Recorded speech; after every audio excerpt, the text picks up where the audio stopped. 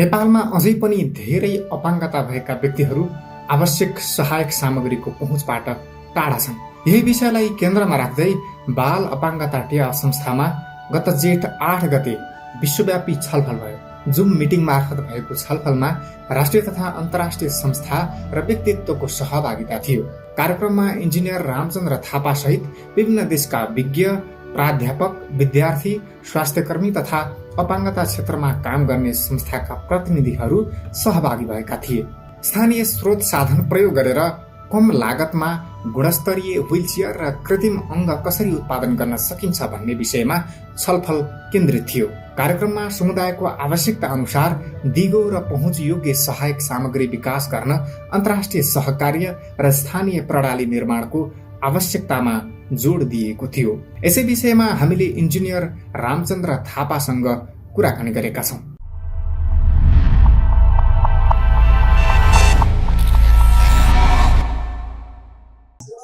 नमस्कार, म रामचन्द्र थापा, पेसाले इन्जिनियर। मैले चाहिँ इन्जिनियरिङ र इन्टरनेसनल डेभलपमेन्ट पढेँ युनिभर्सिटी कलेज लन्डनमा। त्यसपछि म चाहिँ ग्लोबल डिजेबिलिटी इनोभेसन हब जुन युके इन्टरनेसनल डेभलपमेन्टको 80-20-30 भन्ने WHO सँगको कोलाबोरेटिङ सेन्टर छ। यसले चाहिँ अपाङ्गता सम्बन्धी अन्वेषण, इनोभेसन, नयाँ प्रोग्राम्सहरू, नयाँ पाइलट्सहरू गर्छ र हामीले चाहिँ विगत 5-6 वर्षदेखि सानो सानो पाइलट्सहरू जस्तै अपाङ्गता क्षेत्रमा हात खुट्टा गुमाउनु भएकाहरूको लागि कसरी सजिलै स्थानीय स्रोत साधन प्रयोग गरेर 3D प्रिन्टिङहरू जस्तो अप्रोच युज गरेर चाहिँ कसरी यी कृत्रिम हात खुट्टा सामग्रीहरू, एसिस्टिभ प्रोडक्ट्सहरू बनाउन सकिन्छ भनेर अध्ययनहरू गरिरहेछौँ। र हाम्रो अध्ययनहरू चाहिँ यो बस एउटा अध्ययन मात्र नभएर एक्सन रिसर्चको रूपमा हुन्छ। हामीले समुदायमा कुनै एउटा प्रुभन टेक्नोलोजीलाई समुदायमा हामीले पाइलट गर्छौँ। त्योबाट आएको फिडब्याकहरूलाई हामीले फेरि एकाडेमिक्समा त्यो चाहिँ पठन पाठनमा ढाल्छौँ, किनकि ग्लोबल डिजेबिलिटी इनोभेसन हब चाहिँ युनिभर्सिटी कलेज लन्डनभित्र छ र यसको मास्टर्स र पिएचडी प्रोग्राम्सहरू पनि छन् जुन चाहिँ एन्टायरली नितान्त अपाङ्गता सम्बन्धी अन्वेषणमा फोकस छ। अनि हामीले चाहिँ नेपालमा गत केही वर्षदेखि काठमाडौँ युनिभर्सिटी, त्यसपछि टियुका पनि कुनै संकायहरू, संस्था जस्तै सिडिसिए बाल अपाङ्ग टेवा संस्था, सुन्दर ढोका, यी एनजिओजहरूसँग, यी कम्युनिटी अर्गनाइजेसनहरूसँग मिलेर चाहिँ कामहरू गरिरहेको छौँ। र आजको कार्यक्रम चाहिँ हाम्रो कसरी ग्लोबल र लोकल, होइन, कसरी इन्टरनेसनल र स्थानीय निकायहरू चाहिँ मिलेर यो व्हीलचेयर र व्हीलचेयर जस्ता अन्य सहायक सामग्री प्रविधिहरूको चाहिँ दिगो विकास गर्न सकिन्छ नेपालमा भनेर एउटा छलफल अन्तर्क्रिया कार्यक्रम गरेका छौँ। यो कार्यक्रममा हामीले चाहिँ पहिला रोयल एकाडेमी अफ इन्जिनियरिङसँगको फ्रन्टियर सिम्पोजियम भनेर 3 दिनको कार्यक्रम गरेका थियौँ जुन अक्टोबरमा जेनजी आन्दोलन पछाडि। त्यसमा चाहिँ झन्डै 26 वटा देशबाट सहभागिता थियो र तीबाट चाहिँ छानिएर लगभग 9-10 वटा समूहलाई चाहिँ स्टार्टअपहरूलाई हामीले फन्डिङ पनि गरेका थियौँ। र त्यो फन्डबाट चाहिँ नेपालमै पनि 6 वटा स्टार्टअप्सहरूले एसिस्टिभ डिभाइससँग रिलेटेड या त सफ्टवेयर सर्भिस हुनसक्छ अथवा चाहिँ कुनै प्रोडक्टै हुनसक्छ, ती कुराहरूको चाहिँ विकास गरिरहेका छन् र यी विकास चाहिँ नितान्त समुदायका लागि उपयोगमा आउनेछ। र आजको सेसनमा चाहिँ मोटिभेसन इन्डिया, जुन मोटिभेसन ग्लोबल, होइन, मोटिभेसन युकेको मोटिभेसन चाहिँ वर्ल्डकै सबैभन्दा अप्रोप्रिएट व्हीलचेयर उत्पादन गर्ने र समुदायमुखी रिसर्च अनुसन्धानबाट व्हीलचेयर विकास गरेको नन प्रफिट संस्था हो। यसको साझेदारमा उहाँहरू चाहिँ नेपालमा आएको बेला हामीले नेपालमा कसरी दिगो रूपमा व्हीलचेयर विकास गर्न सक्छौँ, होइन, जस्तै अब उत्पादन आफैमा कुनै अलिकति अलिक टाढाको विषय भयो होला, तर व्हीलचेयरलाई चाहिने स्पेयर पार्ट्सहरू, जुन रिपेयर गर्नको लागि चाहिने पार्ट पूर्जाहरू स्थानीय रूपमा कसरी उत्पादन गर्न सकिन्छ र यसका लागि चाहिँ को कसरी जुट्नुपर्छ भनेर चाहिँ छलफल गरेका थियौँ। यो मेरो विचारमा एकदमै राम्रो भयो र हामीले यो छलफललाई चाहिँ क्रमशः अगाडि बढाउनेछौँ, जसमा हामी अब सब ग्रुप फर्म गरेर कोही चाहिँ व्हीलचेयरको कुनै पार्टमा फोकस्ड हुन्छ होला भने, कोही चाहिँ व्हीलचेयर लाई चाहिँ कसरी युजरहरूमाझ पुर्याउने होइन, युजर्सहरूले चाहिँ प्रयोगकर्ताहरूले कसरी सजिलैसँग व्हिलचेयर सेवा प्रदायकहरू कहाँ छन्, कसरी मर्मत गर्ने स्थानहरू कहाँ छन् भनेर खोज्न सक्छन्।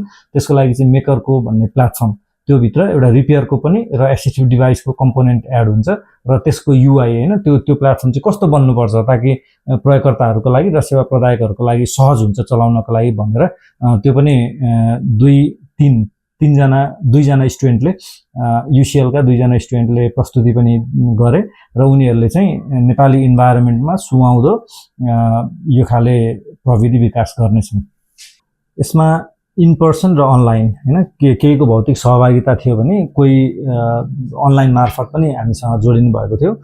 जस्तै यहीँ भौतिक रूपमा सहभागी हुनेहरूमा सिडिसिएका स्टाफ्सहरू, सिडिसिएका व्हिलचेयर युजर र टेक्निसियन र अन्य व्हिलचेयर टेक्निसियन जो भर्खरै 1 महिनाको नेपालमै बेसिक व्हिलचेयर ट्रेनिङ र इन्डियामा गएर 1 हप्ताको इन्टरमिडिएट लेभल ट्रेनिङ लिएर आउनुभयो। उहाँ टेक्निसियन्सहरू पनि हुनुहुन्थ्यो र मोटिभेसन इन्डियाका 3 जना हुनुहुन्थ्यो जसमा 2जना फिजियोथेरापिस्ट र 1जना व्हिलचेयर टेक्निसियन्स हुनुहुन्थ्यो।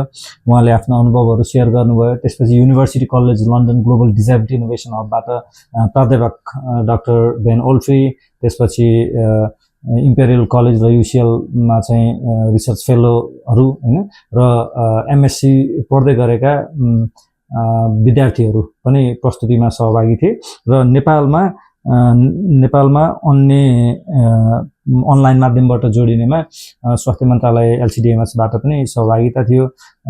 कर्णाली प्रदेश सोसल डेभलपमेन्ट मिनिस्ट्री सामाजिक विकास मन्त्रालयबाट पनि स्वास्थ्य विभागबाट सहभागिता थियो। त्यसपछि पोखरा आइएनएफबाट व्हिलचेयर युजर र सर्भिस प्रोभाइडर्सहरू होइन, सिआइएल पोखराबाट पनि सहभागिता थियो। यहाँ एनएचआरसी नेपाल स्वास्थ्य अनुसन्धान परिषदबाट पनि सहभागिता थियो। यसरी विभिन्न क्षेत्रबाट इन्जिनियर्स, डिजाइनर्स, फिजियोथेरापिस्टहरू, त्यसपछि व्हिलचेयर प्रयोगकर्ता, प्राध्यापक होइन, यी सबैको चाहिँ एउटा मिश्रित सहभागिता थियो आज।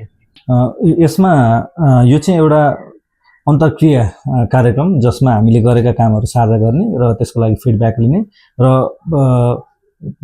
आफूले काम गर्नुभन्दा चाहिँ कसरी मिलेर एउटा काममा योगदान पुर्याउन सकिन्छ ताकि त्यो कामले चाहिँ समुदायमा थप सेवा प्रदान गरोस्, सहायक सामग्री प्रयोगकर्ताहरूको जीवनमा परिवर्तन ल्याओस् भनेर हामी एकजुट हुन खोजेका हौँ होइन। जस्तै यसमा तपाईँले देख्नुभयो युनिसेफ को पनि सहभागिता थियो, अन्य राष्ट्रिय एनजिओजहरू जस्तै गोर्खा वेलफेयर ट्रस्ट, त्यसपछि गएर करुणा फाउन्डेसन, सिआइएल होइन, यी विभिन्न प्रदेशबाट विभिन्न क्षेत्रबाट चाहिँ सहभागिता हुनुभएको थियो। अब उहाँहरू हामीहरू सबै चाहिँ अपाङ्गता भएका व्यक्तिहरूको लागि कसरी सहज रूपमा सहायक सामग्री उपलब्ध गराउने, किनकि यी सहायक सामग्रीहरू उपलब्ध गराउनु र मर्मत सम्भार सेवाहरू प्रदान गर्नु भनेको राज्यको दायित्व हो। यो चाहिँ हामीले अपाङ्गता सम्बन्धी अन्तर्राष्ट्रिय महासन्धिमा हस्ताक्षर पनि गरेका छौँ अरू राष्ट्रहरू सँगसँगै, र यो चाहिँ हाम्रो सामाजिक उत्तरदायित्व पनि हो। त्यसकारणले हामीले चाहिँ राज्यकै कामहरू सहज हुन् भनेर नेपालको 7वटा प्रदेशमा व्हिलचेयर रिपेयर र मेन्टेनेन्स गर्ने हबहरू अहिले सञ्चालन गर्दैछौँ र ती हब्सहरू चाहिँ व्हिलचेयर प्रयोगकर्ता आफैद्वारा सञ्चालित हुँदैछ होइन। र यी चाहिँ प्रदेश र स्थानीय सरकारहरूसँग मिलेर र स्थानीय सरकार संस्थाहरूसँग मिलेर काम गर्न सके व्हिलचेयर तथा अन्य मोबिलिटी सम्बन्धी सहायक सामग्री प्रयोग गर्ने प्रयोगकर्ताहरूको जीवनमा एकदमै उल्लेख्य प्रभाव पार्नेछ यसले। जस्तै हामीले आज केही केस स्टडिज पनि सेयर गऱ्यौँ होइन। 3टा हात र खुट्टामा सबै हात खुट्टा चाहिँ अपूर्ण डेभलपमेन्ट होइन, अपूर्ण रूपमा विकास भएको एउटा बालिकाको केस पनि हामीले देखायौँ। ऊ चाहिँ यी सहायक सामग्रीहरू हात र खुट्टा प्रयोग गर्नुभन्दा अगाडि उसलाई मम्मीले, आफ्नो आमाले चाहिँ पिठुमा बोकेर विद्यालय पुर्याउनु पर्थ्यो र अहिले चाहिँ कस्तो छ भने उसले सहायक सामग्री प्रयोग गर्न थालेपछि ऊ आफै स्कुल जान्छन्, आफ्नो परिवारको चाहिँ सानो व्यवसायमा पनि उसले कन्ट्रिब्युट गर्छिन् र यति मात्र नभएर आफूभन्दा सानो भाइलाई पनि उसले डोर्याएर चाहिँ स्कुल जान्थेन होइन। त्यही भएर सहायक सामग्रीको चाहिँ व्यक्तिको जीवनमा त्यति ठुलो प्रभाव पर्छ र यो चाहिँ अघि हामीले तथ्याङ्क पनि हेऱ्यौँ।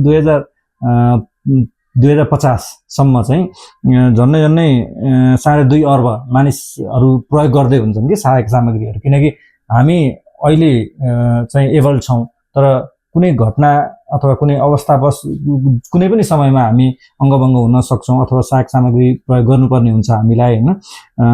अब अघि तथ्याङ्कले भने जस्तो 2050सम्म 2.5 अर्ब व्यक्तिले सहायक सामग्री प्रयोग गर्दै गर्दा पनि 90% मान्छेले अझै चाहिँ सहायक सामग्रीको पहुँचमा पुगेका हुँदैनन्। यसको मतलब माग एकदमै अत्याधिक हुनेछ। जस्तै नेपालमा रोड ट्राफिक एक्सिडेन्ट, होइन, सडक दुर्घटनाका कारण, त्यसपछि गएर आगजनीका कारण एकदमै धेरै मात्रामा अङ्गभङ्ग भइरहेका हुन्छन् व्यक्तिहरू, अनि उनीहरूले चाहिँ पाउनुपर्ने सहायक सामग्रीहरू समयमा पाएका हुन्नन्, होइन, अथवा महँगो छ, अथवा हामीसँग चाहिँ त्यस्तो प्रदान गर्ने निकायहरू एकदमै कम छ। त्यस कारणले चाहिँ यी समुदायलाई, यी व्यक्तिहरूलाई कसरी सहजै एउटा सस्तोमा गुणस्तरीय सामानहरू स्थानीय रूपमा उत्पादन गरेर अन्तर्राष्ट्रिय समुदायसँग मिलेर हाम्रो स्थानीय हाम्रो आफ्नै चाहिँ सिस्टम बिल्ड गर्ने भनेर यो छलफलहरू भएको हो।